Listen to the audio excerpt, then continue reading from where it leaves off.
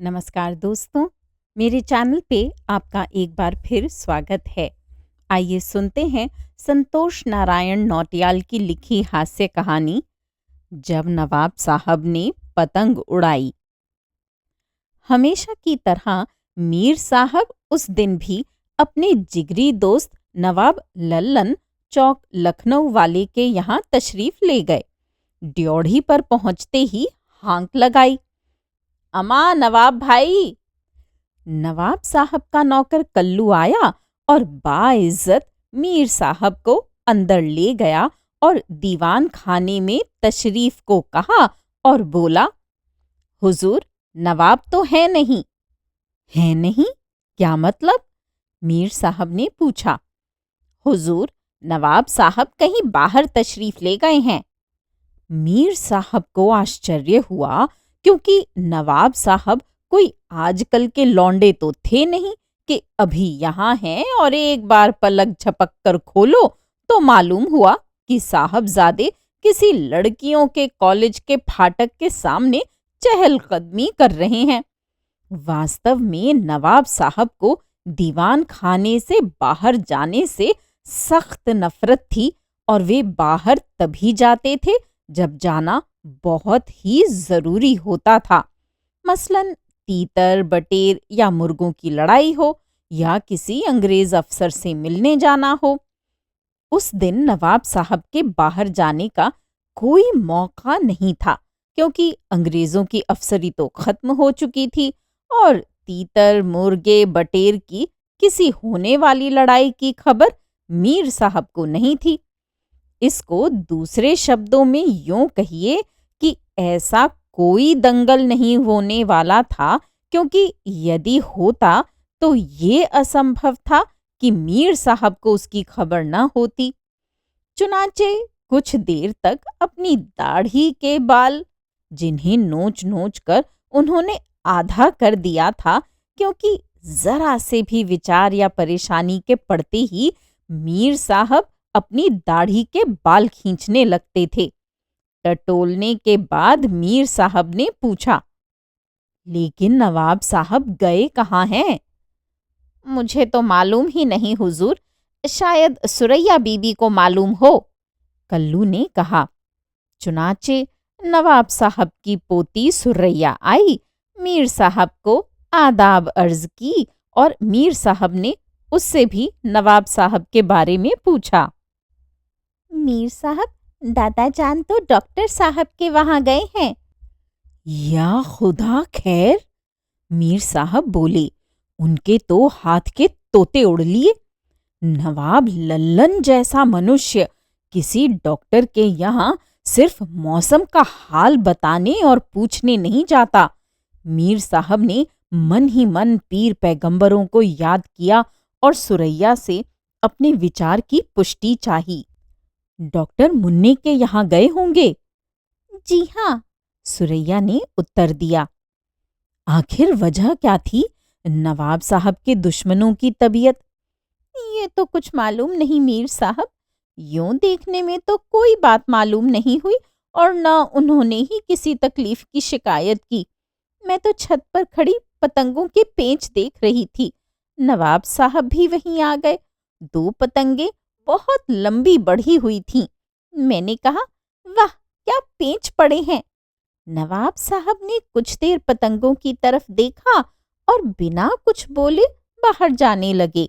मैंने पूछा तो कहा कि जरा डॉक्टर मुन्ने के यहाँ जा रहा हूँ। वजह कुछ भी नहीं बताई। तब से मैं खुद परेशान हूँ कि एकाएक उनके दुश्मनों को क्या हो गया। तुम घबराओ मत बेटी, मीर साहब ने सांत्वना देते हुए कहा। मैं अभी डॉक्टर मुन्ने के मतब जा रहा हूँ। इंशाअल्लाह नवाब साहब का बाल बांका नहीं होगा। फिर भी एहतियातन तुम उनका बिस्तर यहीं दीवान खाने में लगवा देना। खुदा जाने कैसी तबीयत हो, कितने लोग उनकी मिजाज पुरसी के लिए आवें। हाय मैं मर गई, सुरैया ने कहा। आप क्या फरमा रही हैं मीर साहब? घबराओ मत बेटी, मीर साहब ने कहा। खुदा ने चाहा तो नवाब भाई बछेरे की तरह कुलांचे मारते घर आएंगे, लेकिन एहतियातन इंतजाम कर लेना चाहिए। आखिर डॉक्टर के यहाँ गए हैं, कोई मजाक थोड़े ही है। अच्छा, मैं चला, तुम घबराना मत। और हाँ, जरा कल्लू से थोड़ा पानी गर्म करवा लेना, शायद जरूरत पड़े।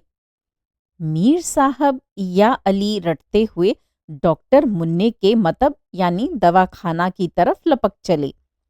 डॉक्टर मुन्ने के मतब यानी दवाखाना में भीड़ का क्या कहना, यही समझ लीजिए कि उनके दवाखाने की बदौलत एक कुल्हड़ में चाय बेचने वाला एक अच्छे रेस्टोरेंट का मालिक बन बैठा और एक पान बीड़ी बेचने वाला सिगरेट मर्चेंट हो गया। मरीज और मरीज दिखाने वाले कुल मिलाकर कई 100 आदमी सुबह शाम दवाखाने पर आते हैं। डॉक्टर साहब को दिखाने के लिए मरीजों की क्यू लगती है और लोग अपने अपने नंबर पर उठकर जाते हैं। डॉक्टर साहब तब तक आए नहीं थे। उनकी प्रतीक्षा में मरीज गम और तीमारदार चाय टोस्ट खा रहे थे। नवाब साहब बेचारे एक बेंच पर बैठे ऊँघ रहे थे। मीर साहब ने पास पहुंचकर बड़े घबराए स्वर में पूछा। मैंने कहा, नवाब भाई, कैसी तबीयत है? हैं? कुछ उदास है, नवाब साहब चौंक कर बोले। फिर मीर साहब को देखकर बोले, अरे मीर साहब, आप यहाँ, किसकी तबीयत अलील है? क्या फरमा रही हैं नवाब साहब, मैं तो आपको ही देखने आया हूं। मुझे देखने? क्या हुआ है मुझे? नवाब साहब ने पूछा। मीर साहब दिल ही दिल रो दिए। जी मैं सोचा कि इतने अजीज दोस्त को इस ज़ईफ़ी यानी बुढ़ापे में आगरी भेजना पड़ेगा। ऊपर से बोले, यही तो हम भी जानना चाहते हैं, आखिर डॉक्टर मुन्ने के यहाँ कैसे तशरीफ लाए? नवाब साहब उत्तर देने ही वाले थे कि डॉक्टर मुन्ने, नाम तो उनका कुछ और था, लेकिन बुजुर्गों और घरवालों की देखा देखी वे इसी घरेलू नाम से प्रसिद्ध थे, आ गए। डॉक्टर मुन्ने क्या आए, दवाखाने में तूफान आ गया। सब मरीज एक साथ अपना हाल सुनाने लगे और उस शोर के बीच डॉक्टर साहब क्या कह रहे थे ये किसी की समझ में नहीं आया। यूं मरीजों को जल्दी जल्दी देखने की मजबूरी की वजह से डॉक्टर साहब को जल्दी की कुछ ऐसी आदत पड़ गई थी कि उनकी दो बातें तो मुश्किल से ही समझ में आती थीं। एक तो बोलते इतनी जल्दी थे कि 2-4 बार दोहराए बिना कुछ समझ में नहीं आता था। दूसरे लिखते ऐसा थे कि वे अपना लिखा हुआ 2 मिनट बाद खुद भी नहीं पढ़ सकते थे। लेकिन इस सब जल्दी और हंगामे के बावजूद उनकी नजर नवाब साहब पर पड़ ही गई और वे चलते चलते ठिठक गए। उन्होंने आश्चर्य से पूछा, नवाब साहब, आप यहाँ कैसे? जरा तुमसे मशविरा लेना है। तो आपने खबर क्यों नहीं करा दी, मैं हाजिर हो जाता। बरखुरदार, हमें उल्लू न बनाओ, नवाब साहब बोले। तुम्हारा हाल मैं बखूबी जानता हूँ। आज सवेरे बुलाते तो अगले दिन सवेरे तक नंबर आता, इसीलिए यहीं चला आया। तो मैं फौरन आपको देखता हूँ। अब हमें यूं न बहलाओ साहबजादे, देखोगे तभी जब हमारा नंबर पुकारा जाएगा। माशा अल्लाह, अब काम शुरू कीजिए तो हमें भी छुट्टी मिले, नवाब साहब ने कहा। डॉक्टर साहब तो अपने कमरे में जाकर मरीजों को देखने लगे और मीर साहब ने नवाब साहब से फिर कहा, किबला कुछ तो बोलिए कि आखिर आज ऐसी क्या जरूरत आन पड़ी है कि आप किसी से कहे सुने बिना डॉक्टर के पास चले आए। खुदा चाहेगा तो आपके दुश्मनों का बाल भी बांका नहीं होगा। घबराइए नहीं मीर साहब, ऐसी कोई बात नहीं है। सुनकर दिल को तस्कीन हुई, लेकिन कुछ तो बात होगी जो आपको यहाँ खींच लाई। बात ये है मीर साहब कि आज सवेरे छत पर पहुंचा तो मैंने महसूस किया कि अब दूर की पतंग नजर नहीं आती। भला आप ही बताइए कि अब जिंदगी में रह ही क्या गया है। बात तो वाकई परेशानी की है, लेकिन मुमकिन है कि ऐसा आंखों की खराबी से न हुआ हो, बल्कि बहुत सवेरे उठने से हुआ हो। क्या मतलब? मतलब ये कि बिस्तर से उठते ही अगर आप दूर की चीज देखने की कोशिश करें तो निगाह जल्दी जमती नहीं, कुछ देर में चीज नजर आती है। जी नहीं, मैं इतने सवेरे छत पर नहीं पहुंचा था। बाकायदा मुंह, हाथ और आंखें ठंडे पानी से धोकर पहुंचा था।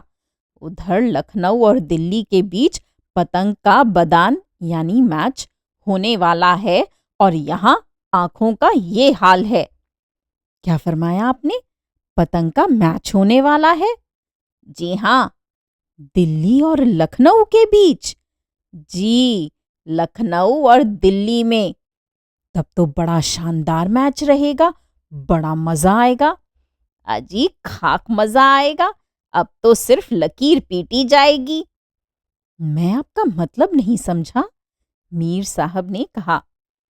मीर साहब, अब न वह पतंग रही न वैसे उड़ाने वाले रहे। ये तो आपका फरमाना बजा है, फिर भी क्या? आप ही कहिए, अब पहले जैसी पतंग या डोर मिलती है? जिस जमाने में हम पतंग उड़ाया करते थे तब क्या क्या तैयारियां होती थी।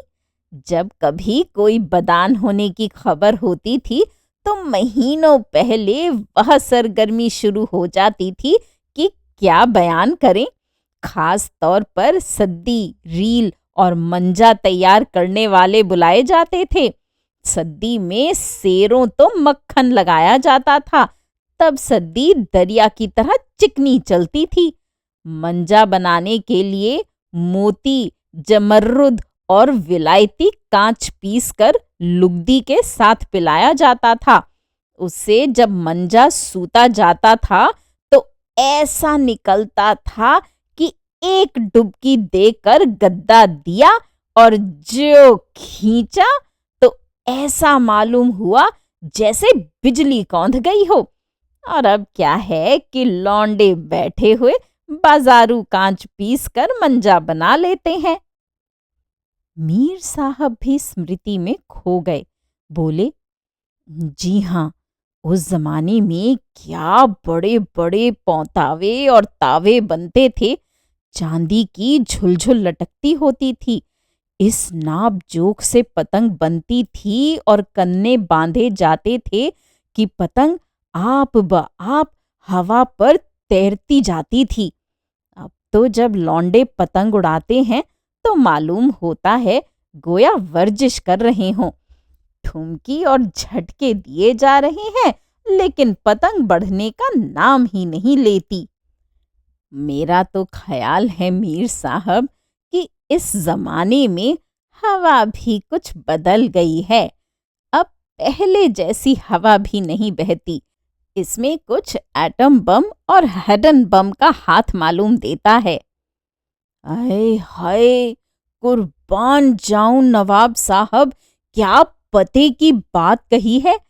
इस जमाने में जो उथल पुथल हो रही है उसमें इस बदमाश हेडन बम की ही शरारत है।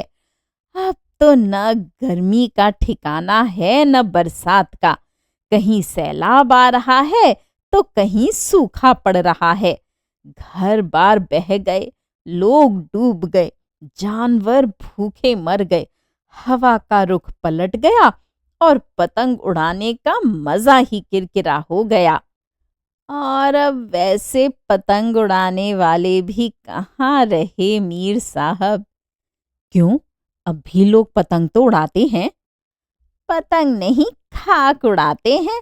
आजकल लोगों के पास न पैसा है न फुर्सत, और सबसे बड़ी बात ये है कि शौक और दिल नहीं है।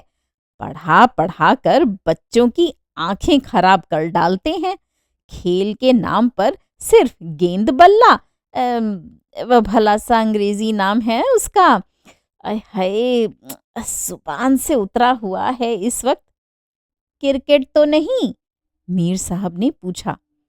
सुभान अल्लाह मीर साहब, वाकई आपकी याददाश्त काबिले तारीफ है।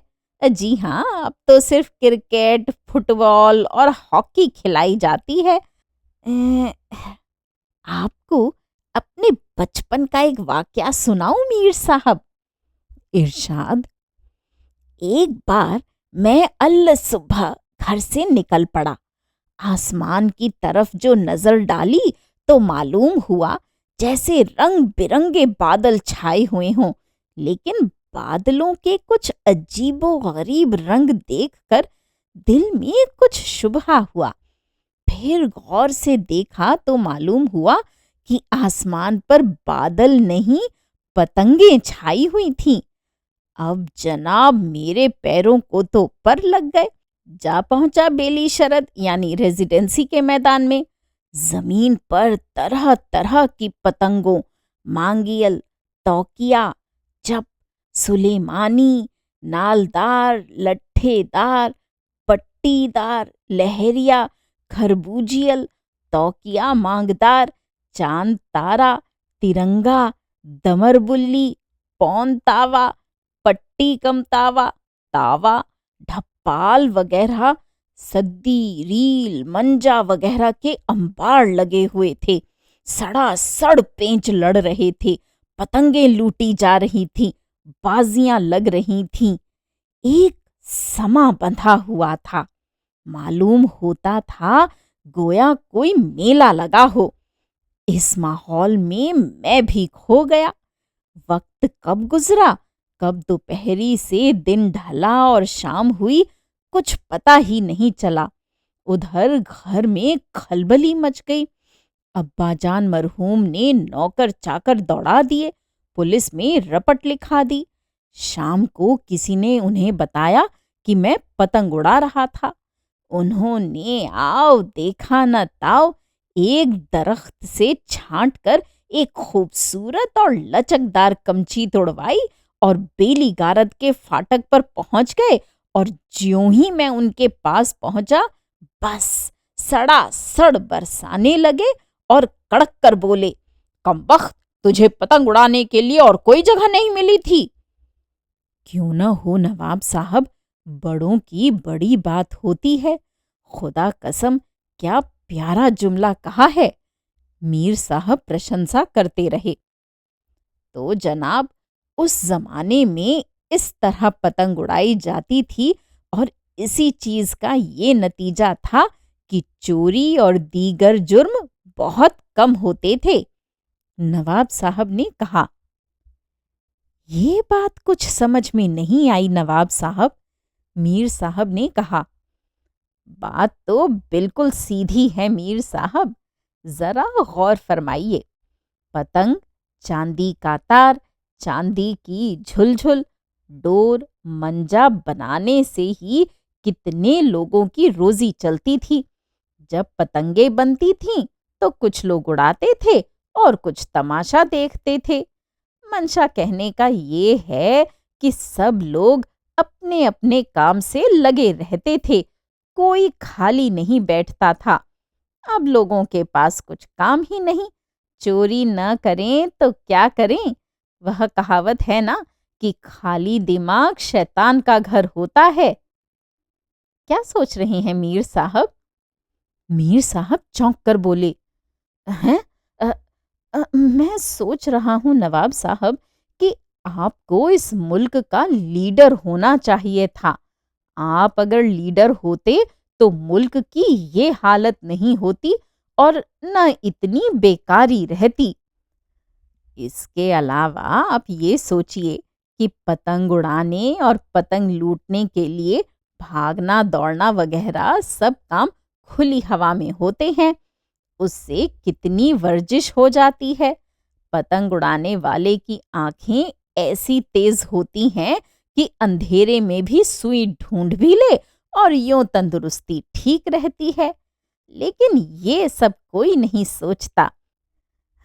मीर साहब, जरा मालूम कीजिए कितनी देर में हमारा नंबर आएगा। मीर साहब लौटकर बोले, बस थोड़े से मरीज और हैं आपसे पहले, अब नंबर आया ही चाहता है। आम, हाँ, ये तो बताइए नवाब साहब कि लखनऊ और दिल्ली के मैच की क्या क्या तैयारियां हो रही हैं। अजी अब तैयारियों के जमाने कहाँ रहे, अब वैसे बदान नहीं हो सकते। आपको एक बदान का किस्सा सुनाऊं? उस जमाने में हम पतंग उड़ाया करते थे। एक बार लखनऊ और दिल्ली के बीच बदान पड़ा। दिल्ली से एक पतंग उड़ाने वाला आया, बड़ी शोहरत थी उसकी। उसके पास मंजा बनाने का ऐसा नुस्खा था कि किसी की पतंग उनके सामने ठहरती ही नहीं थी। इधर हमने भी उस्तादों की जूतियों में बैठकर बहुत कुछ सीखा था। बदान की शर्त ये थी कि लखनऊ और दिल्ली की पार्टियां अपने अपने पतंग बढ़ाएं और जो पार्टी नौशेरा उतार दे वही जीती हुई समझी जाए, बदान या भूसा बाग में। श्रोताओं, नौशेरा का अर्थ उस पतंग से है जो 9 पतंगें काट दे। बदान का अर्थ मैच होता है। भीड़ का क्या कहना, कंधे से कंधा छिल रहा था। ये समझ लीजिए कि महाबीरन के मेले से कम भीड़ न थी। बढ़ बढ़कर बाजियां लग रही थीं। पहले तो जिसके जी में आया उसी ने पतंग बढ़ाई और पेंच पड़ते रहे। आसमान में पतंगों के अलावा और कुछ नजर ही नहीं आता था। थोड़ी देर में ये सब कटकटाकर बराबर हुई। फिर असली बदान की बारी आई। दोनों तरफ से पतंगें बढ़ीं। हवा अच्छी चल रही थी। बात की बात में पतंगें लखनऊ में गोमती के ऊपर पहुंच गईं। शुरू में मैंने पतंग नहीं बढ़ाई क्योंकि मैं जरा दुश्मनों के दांव पेंच परखना चाहता था। दिल्ली वालों का जो मुखिया था उसका नाम था तलवार खां। कमबख्त तलवार की तरह तेज था और पतंगों का तो जादूगर था। उसने 1 पौंड तावा इंद्रधनुष छांटा और एक हल्की सी उछाली लेकर उड़ाया और बढ़ाते बढ़ाते ही लखनऊ की 2-4 पतंगों का सफाया कर दिया। तालियों के दोंगड़े बरस पड़े। तलवार खां पर रुपए बरसने लगे। मुझे भी उसके कमाल की तारीफ करनी पड़ी। क्या सधा हुआ हाथ था। उसकी पतंग बढ़ती जाती थी और लखनऊ वालों की छाती डर से धड़क रही थी। लखनऊ की नाक का सवाल था। इतने ही में लखनऊ की एक और पतंग सर्र से गई। तलवार खां 5 पतंग काट चुका था। सब हमारी तरफ देखने लगे, लेकिन हम अभी चुप थे।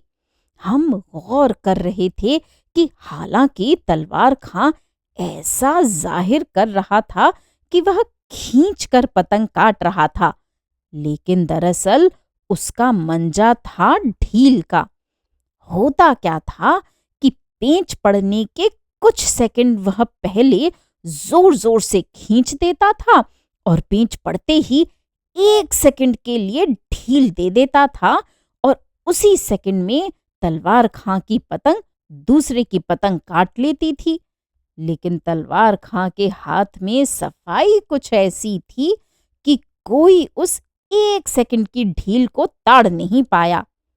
इतने में ही उसने लखनऊ की 2 पतंगें और काट दी और उसकी हो गई 7। लखनऊ वालों के चेहरे स्याह पड़ गए। मेला उखड़ने लगा। कुछ लोग हमें कहने लगे कि डर गए इसीलिए नहीं उड़ा रहे हैं। हमने भी सोचा कि अब ज्यादा देर लोगों को शशोपंज में रखना ठीक नहीं।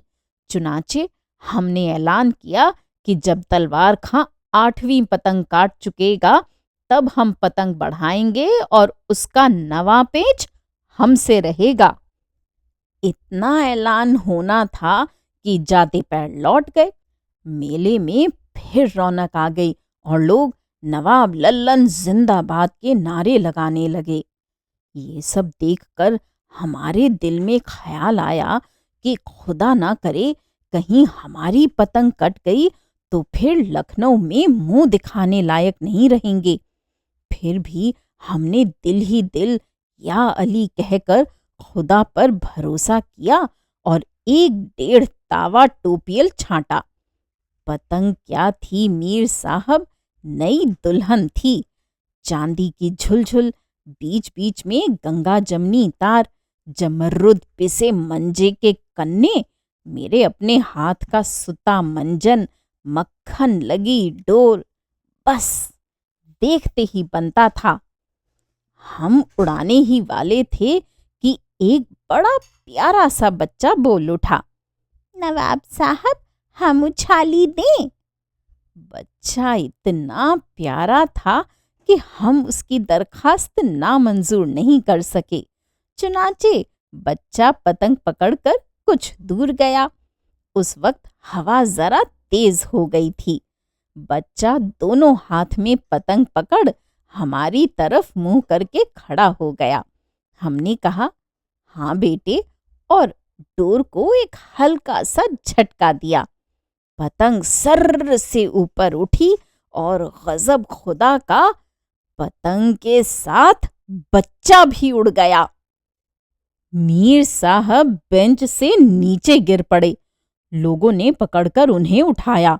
नवाब साहब उन्हें झाड़ते हुए बोले, क्या हुआ मीर साहब, दुश्मनों के कहीं चोट तो नहीं आई? क्या फरमाया आपने? बच्चा पतंग के साथ उड़ गया? जी हाँ, उस दिन मेले में ये अजीबोगरीब वाकया देखकर बहुत से लोगों की यही हालत हुई थी जो इस वक्त आपकी हुई है। जल्दी बताइए फिर क्या हुआ? मीर साहब ने पूछा। मेरे तो हाथों के तोते उड़ गए, भीड़ में तहलका मच गया, बच्चा उड़ गया, बच्चा उड़ गया का शोर आसमान में गूंजने लगा। मेरी हालत तो सांप छछुंदर जैसी हो गई। पतंग उतारता हूं तो लखनऊ की नाक कटती है, और अगर बढ़ाता हूं तो बच्चे की जान का खतरा। कहीं पतंग कट गई तो फिर पता नहीं कहाँ गिरे। खुदा ना खास्ता गोमती में गिर पड़े तो फिर कहीं के न रहें। यूं मैं पतंग उतार भी देता, आखिर एक जान का सवाल था। लेकिन दिल्ली वालों की, खास तौर पर तलवार खां की बाछें खिली देखकर मेरे जिस्म में आग लग गई। मैंने खुदा का नाम लेकर पतंग बढ़ा दी। लोग खबर लेकर लखनऊ पहुंचे। अखबार नवीसों, फोटोग्राफरों, दमकलों के दस्ते पतंगों के पीछे पीछे जाने लगे। भीड़ का जोश इतना बढ़ गया कि पुलिस से काम न चला और फौज का एक दस्ता इंतजाम के लिए बुलाया गया। उधर दोनों पतंगें पेंगे लेती हुई लोहे के पुल पर जा पहुंची। डॉक्टर मुन्ने के कंपाउंडर ने नवाब साहब को पुकारा, लेकिन वहां कौन सुनता था। मरीज अपना मर्ज भूलकर किस्सा सुन रहे थे। लोग मंत्रमुग्ध होकर बैठे थे। एक कमजोर आदमी इस खिंचाव को सहन नहीं कर सका और बेहोश होकर लुढ़क पड़ा, लेकिन लोगों को उसकी तरफ भी ध्यान देने की फुर्सत नहीं थी। सबकी जुबान पर यही बात थी, नवाब साहब आगे क्या हुआ?